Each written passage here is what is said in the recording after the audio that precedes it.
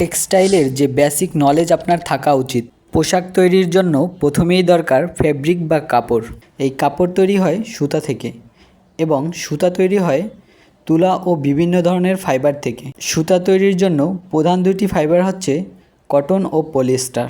Cotton হচ্ছে একটি natural fibre এবং পলিয়েস্টার হচ্ছে একটি সিনথেটিক বা কৃত্রিম ফাইবার। যে ফ্যাক্টরিতে তুলা থেকে সুতা তৈরি করা হয় সেটাকে আমরা স্পিনিং মিল বা স্পিনিং ফ্যাক্টরি বলি এবং সুতার থিকনেস বোঝাতে আমরা যে একক ব্যবহার করি সেটাকে বলে ইয়ার্ন কাউন্ট। কটন সুতার ক্ষেত্রে আমরা ব্যবহার করি NE এবং পলিয়েস্টার সুতার ক্ষেত্রে ব্যবহার করি ডেনিয়ার। কোয়ালিটি অনুসারে সুতা 3 ধরনের হয়ে থাকে: কমড ইয়ার্ন, ব্লেন্ডেড ইয়ার্ন ও কার্ডেড ইয়ার্ন। পরের প্রসেস হচ্ছে সুতা থেকে কাপড় তৈরি। সুতা কিভাবে বুনন করা হয় তার উপর ডিপেন্ড করে।